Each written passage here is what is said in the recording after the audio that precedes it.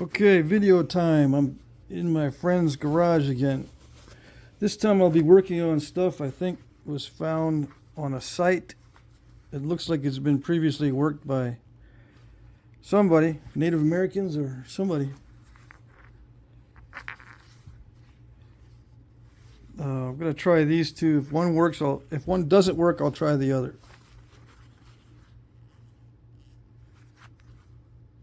Yeah, see, whoever made these, this is a Quarry blank.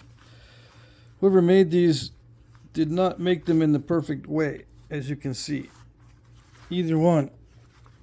Because there's that big lump, there's too much scooped out, there's no grinding around the edges.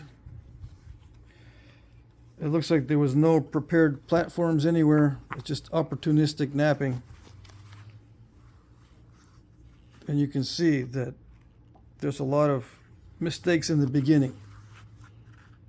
So expediency and opportunism characterize these Quarry blanks, not contrived knapping or contrived flaking where there's specific areas that you create a platform so you can make the perfect Quarry blank. These are not perfect in any way.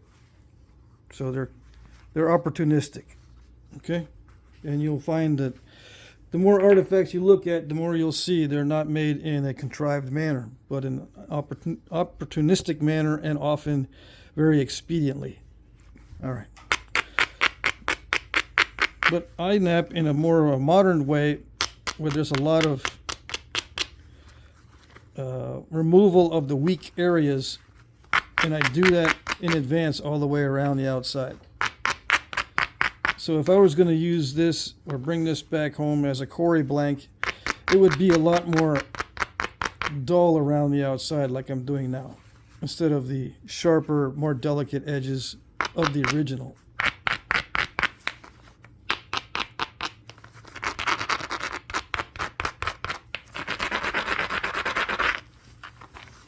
So in preparation for reducing this down, this is what I do. I dull all the edges a lot. And that's just so that I don't have to keep putting this down and picking it up, putting it down and picking it up for each individual area that I want to strike. I do this all in advance. All right, so let's see. I'm going to go back to using the copper billet for now, and then I don't need to use the bopper, but the billet will help me thin this down and still allow me to remove large flakes. Nice. Yeah, I had a feeling there was quite a bit of a patina on here and that the material was going to be a grayish color. Yep. I picked up a bunch of this stuff lately on some of my latest rock hounding trips. This is actually pretty easy to knap compared to some of the other stuff. Yeah. It's not a difficult rock to knap so far.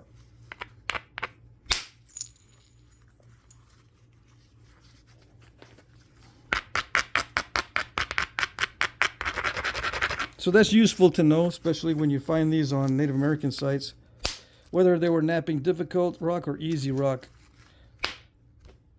And sometimes you can tell if it's heat treated. I can't tell on this one, but it might be lightly heated. It's a possibility that this could be lightly heat treated. Why lightly and not heavily? A heavy heat treat, a lot of times when you take these flakes off, they'll be in more pieces than this. So it indicates it's more brittle. This is not brittle as much as a heavily heat treated piece.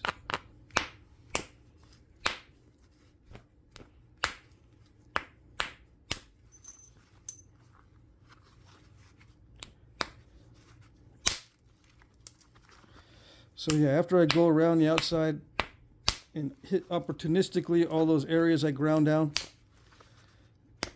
I just go through the same process again if I want to reduce it more. Now I could stop after I remove, or after I hit the areas that have been dulled. If I stop, then all the edges are going to be sharp again.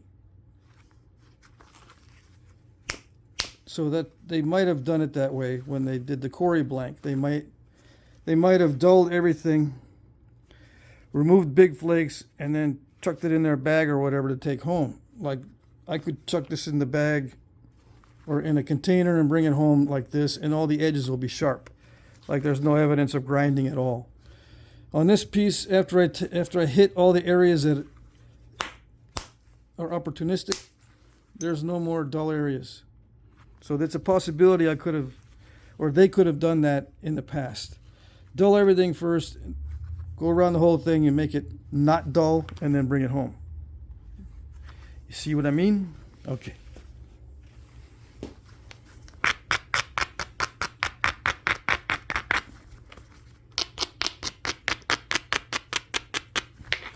So for the next round of thinning, I dull everything again. In case you didn't know, in case you're new and you haven't been watching the channel very much.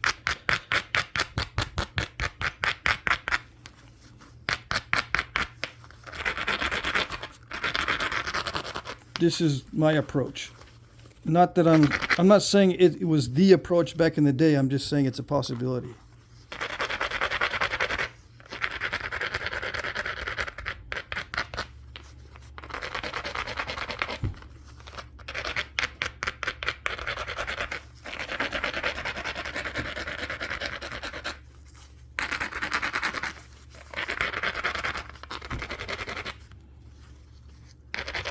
And it's good to know that this is not difficult to knap.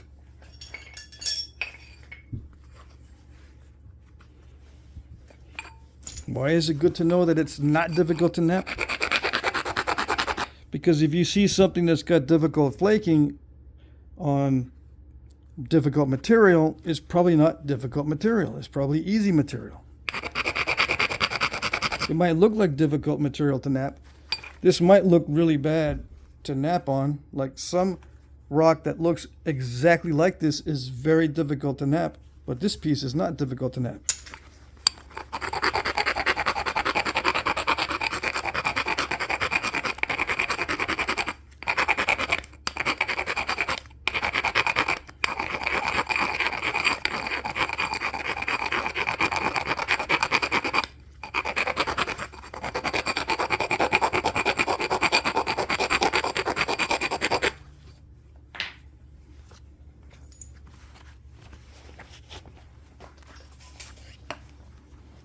Okay.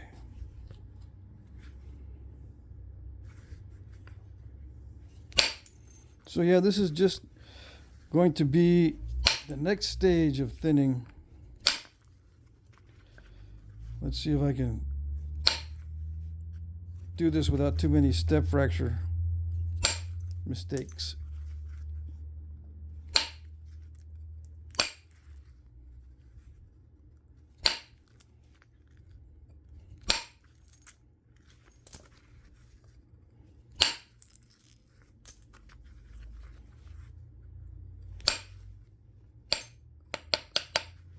Let's see, is it translucent? Yeah, it's a nice translucent material once it gets thin.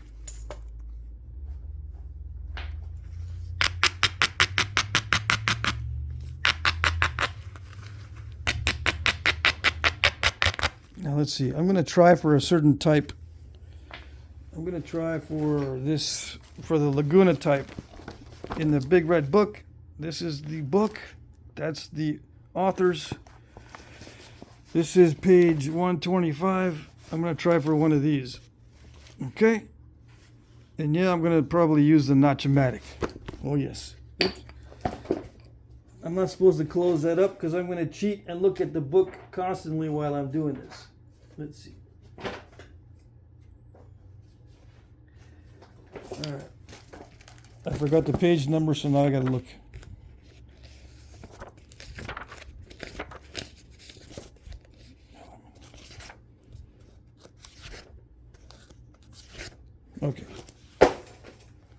All right. Do I know if Lagunas were made from this stuff? No, I do not know. I've only seen a few pictures of Lagunas, and it looks like they were made from tan colored chert in some cases.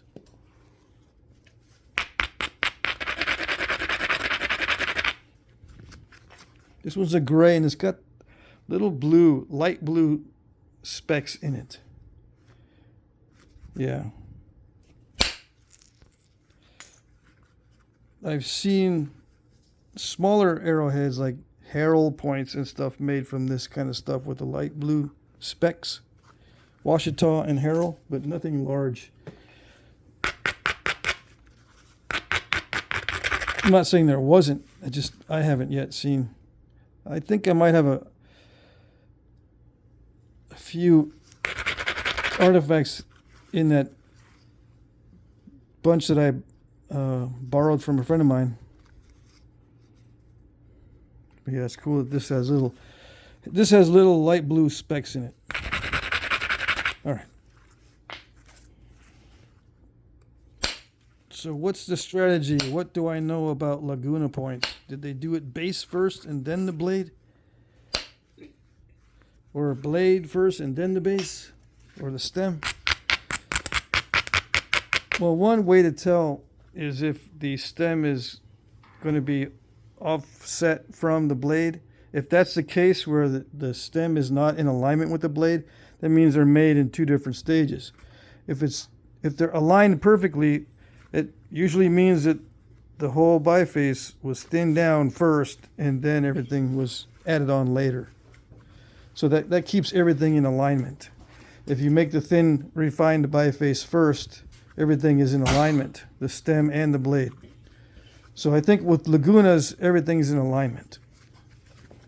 So I'm going to do it that way. I'm just going to make the refined biface first and then put in the notches and all that.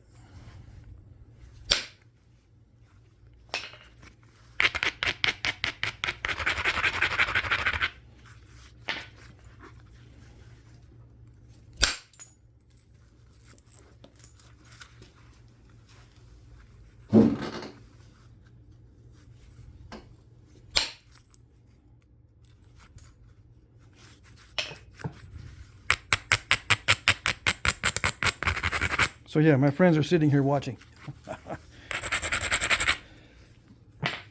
All right, let's see.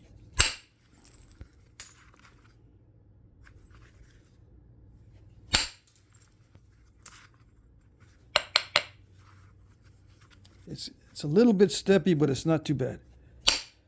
It does have some concrete in it, so that could be an issue for thinning it down a little bit later.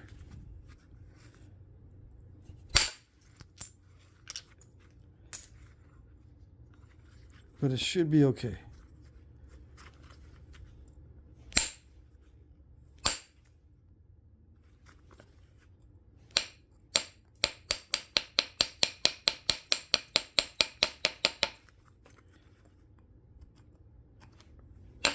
Now, Lagunas are pretty wide in some cases, right? So I don't know. I think I have enough room. Yeah. I just got to think about. Think about how I'm going to reduce it so I make sure it's wide enough down here. Up here, I don't have to worry too much. It's pretty narrow up here, but down here is where I've got to be careful.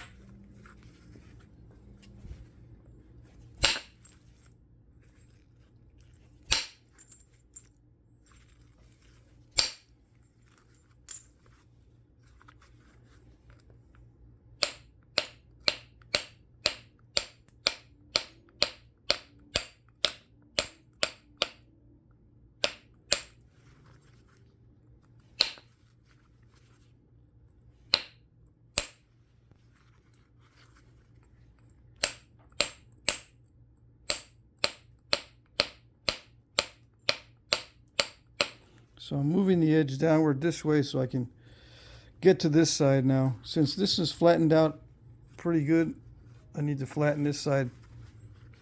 So I'm moving the edge.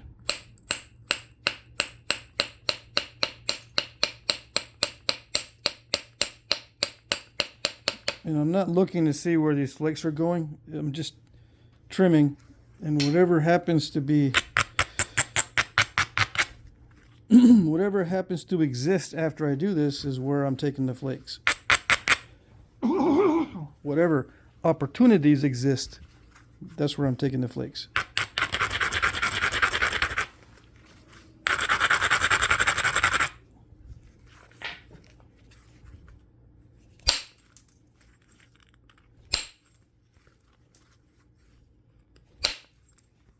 It doesn't always have to be from that side. Just whatever opportunities present themselves is where I'm taking the flakes.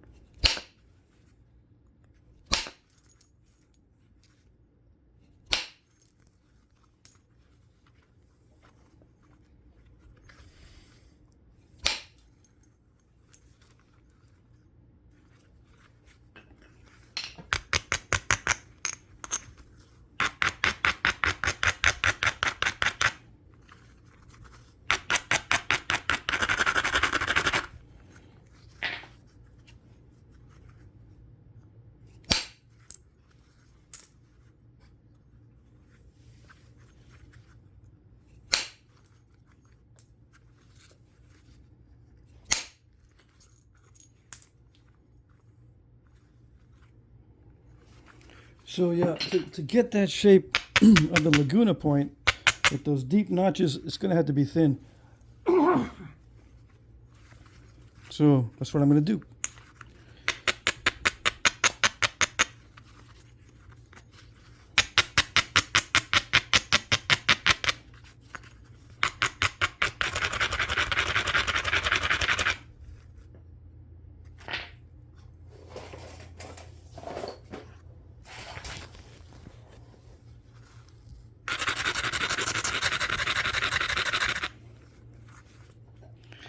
Okay, critical hits here.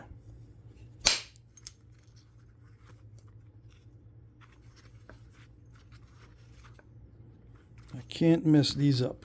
All right, see, it's already getting pretty thin.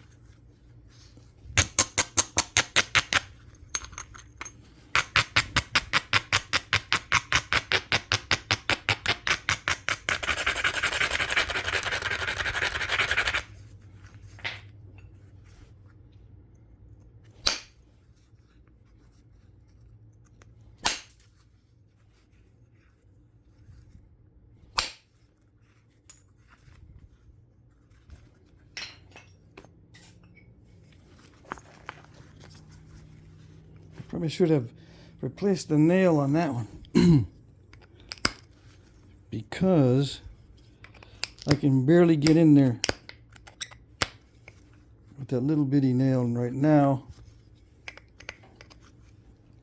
But it looks okay.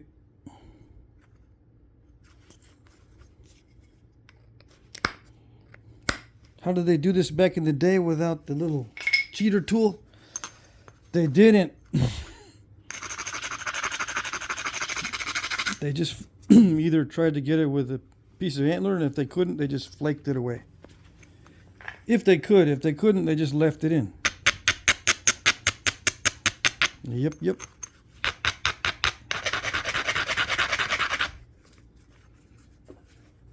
Let's see. Okay.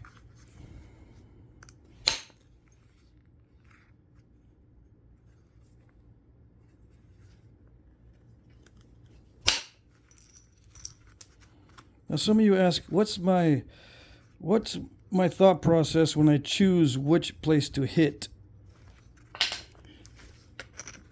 It changed over time. When I was new, I just hit anywhere, basically. Now that I've had experience, I know what'll be good after I hit it and what will not be good after I hit it, in most cases. So the answer to that question, the answer is I hit where I think from past experience that it will work. That's how I choose. Will this work? Will that work? Well, let's see. There's a bunch of places that will work, so let's not hit somewhere that won't work. How's that? That's the thought process. Let's not hit somewhere that won't work. And there's a bunch of places I can hit that will work. And which one I pick first, a lot of times doesn't matter. Sometimes it does matter if you prioritize thinning the tip first, for example, then it matters. You hit from platforms near the tip if you want to thin the tip first. If you want to hit the problem areas, the big lumps first, then you hit an area where it'll attack the big lump first. That sort of thing. It's about priorities more than the look of the edge. You don't go, okay, where's the best platform? No matter where it is, then I'll hit. You can do it that way, but it's better to prioritize thinning the ends first before you thin the middle. Because if you just go by what's the most perfect looking platform, you may end up thinning the middle too much first and snapping it across the middle.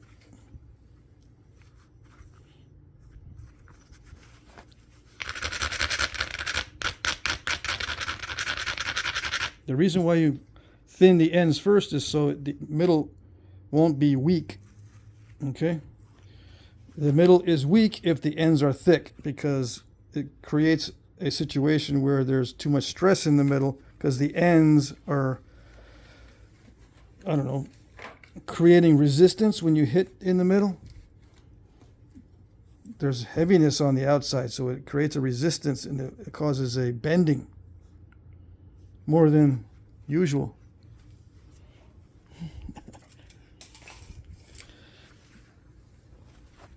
Yeah, we can measure the dimensions. 4 inches wide, 4 inches long by 2 3/8. Let's see, it's 65 millimeter by 9. Let's see, 9 times 7 is 63. So it's 7 to 1. Better than 7. Yep. It's a little bit thinner than I usually make it at this stage. But I'm going for thinness right away because the Laguna is a pretty big point. And it has those flaring barbs. I want to make sure I get it thin to begin with.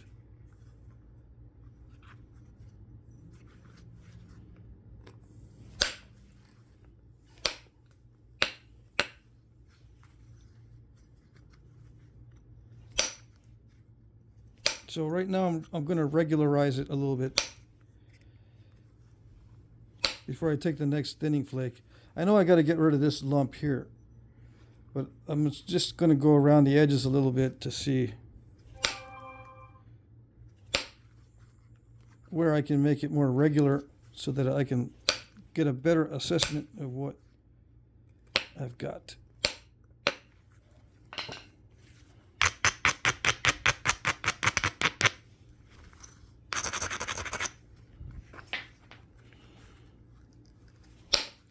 Yeah, and this material, it was not difficult to thin down. So that's useful information. So if Native Americans were using this material and picked it specifically for making their points, they did a good job because this is not easily snapped in half. It looks like it's difficult to nap, but it's not difficult to nap. And it looks like it'd probably hold a nice edge because it is a raw piece of stone. So it's a good choice.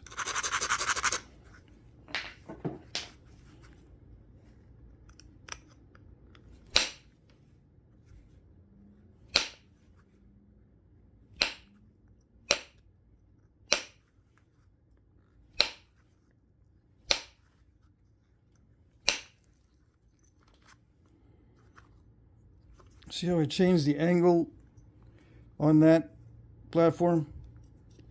The way that I set up these edges, it's opportunistic, right? Not only in the way it looks, but also in the way I attack it. So I attack it opportunistically as well. See, I changed the angle. If that didn't work at that angle, I tried that one, then I tried that one. I shifted it around until I was able to remove a flake.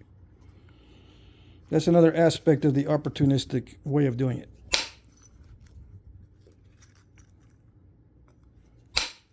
I didn't prepare a platform that can only be struck in one way. Okay.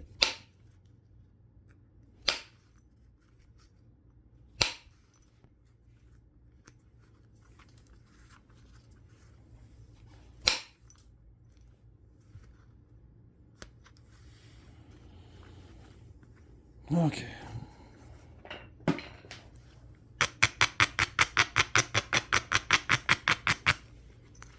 There really isn't a good way to attack that lump.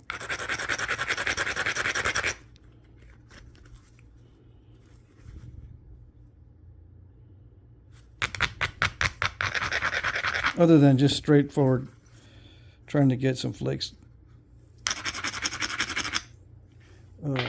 without removing an excessive amount of edge to create the perfect platform. I think I'm going to shift the steel for a couple of these flake removals. Hold on. Why steel? Because I can get in there a little bit better than the aluminum.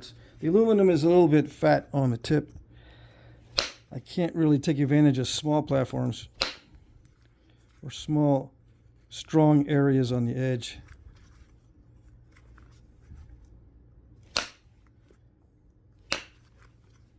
So this is presenting to me some strong areas, but they're small. So the steel can get in there and hit the small, strong areas. There we go. I don't know if I could have done that with the aluminum. I don't want to hit it too hard at this stage and take a big old flake because it could break the whole thing in half.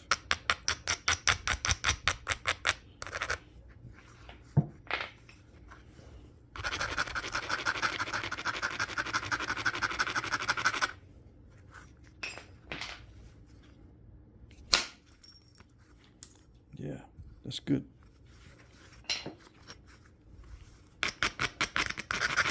And you can tell it's good material when it feathers out on the end. The terminations are good. Yeah. I don't really control the terminations. A lot of it has to do with the quality of the stone. If the terminations are feathering out well, that means the stone is pretty good. I don't control those. Oops.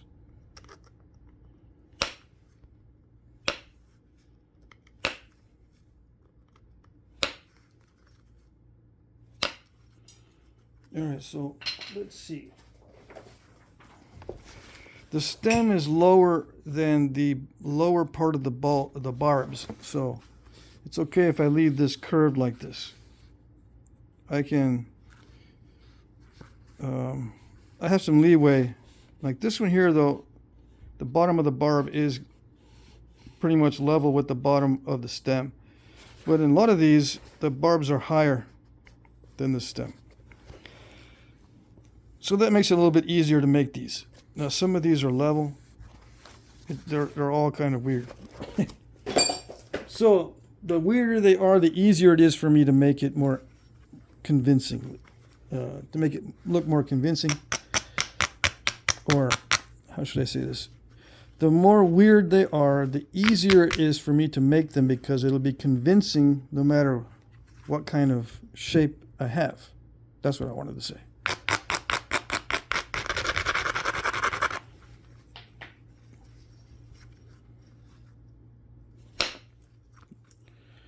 Yeah. I did not want that to happen.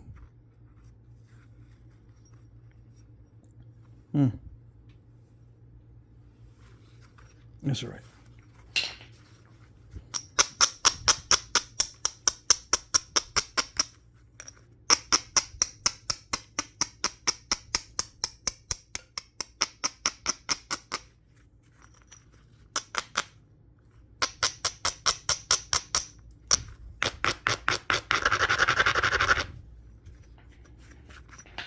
I need to get rid of these step fractures there because that's where the stem is going to be, and I can't have any step fractures on the stem.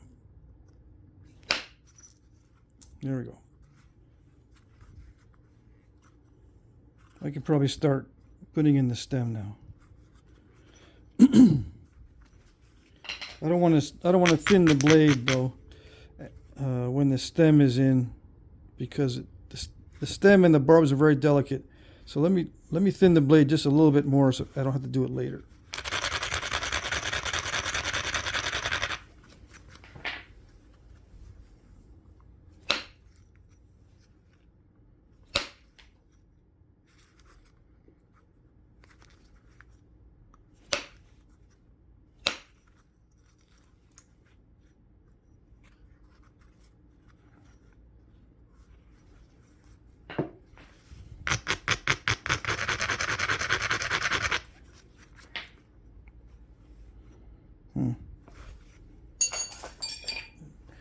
Let's use a thicker aluminum, that way I can take a bigger flake.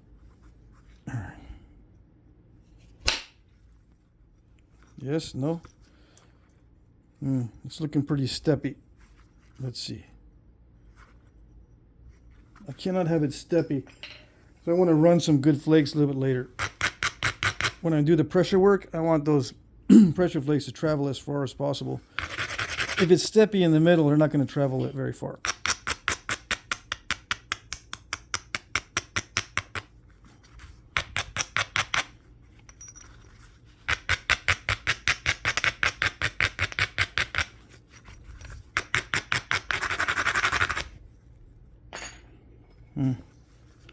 We'll see.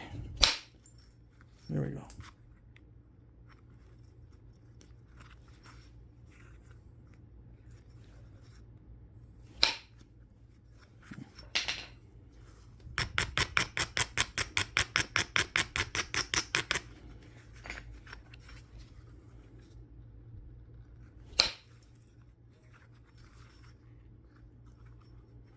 Yeah, there's a step here, but I'm pretty sure I can get that with a pressure flake on the other side. All right. So we're hitting the 30-minute mark. I'm going to shut the video off and start it up for the next segment. All right, so there's the preform. I'm going to shut it off and then start up again for the next segment.